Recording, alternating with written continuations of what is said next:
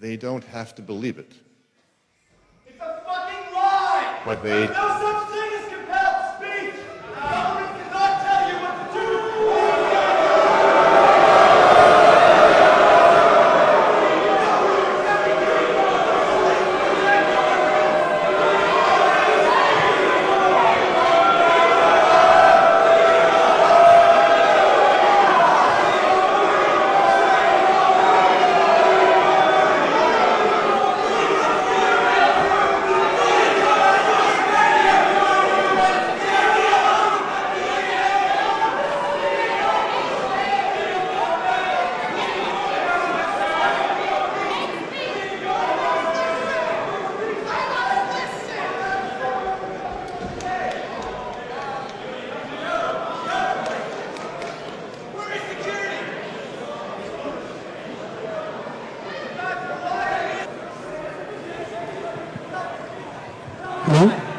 That's pure narcissism at work, by the way.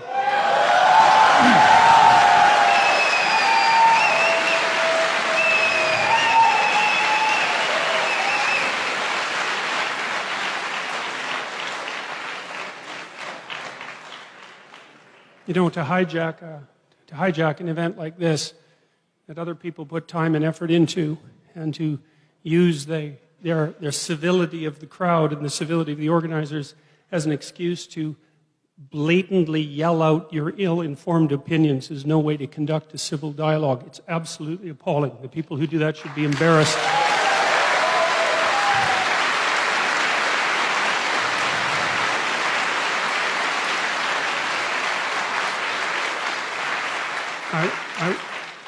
I would also say that as students and as faculty members, you shouldn't put up with it.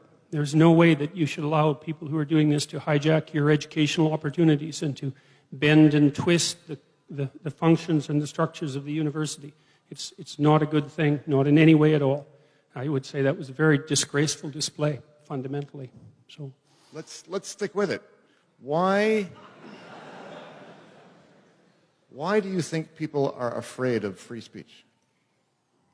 Well, you know, people develop an ideological view of the world because they don't want to think through things in real detail, and they're aided and abetted in that endeavor by their pathological professors who are feeding them, what would I say, an oversimplified radical view of the world that, in my estimation, is fundamentally based in resentment.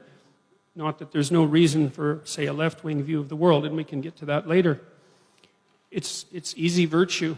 You know, you can stand up in front of 900 people with your placard and you're screeching, and you can declaim to the entire audience your fundamental moral superiority. You can tell everyone at once that they're all beneath you and you're standing for the right thing, and absolutely none of that is earned. You know, like what the hell was that? No, seriously, man. It's just complete misbehavior. It's embarrassing. And the fact that the people who do that don't have enough sense to go hide their head in shame just tells you how badly socialized they are and how terribly educated they are. And the thing that's so awful is that there are professors and educators who promote that. They say, well, that's how you change the world. It's like, it is how you change the world, but it's certainly not how you make it better. You make it worse, clearly.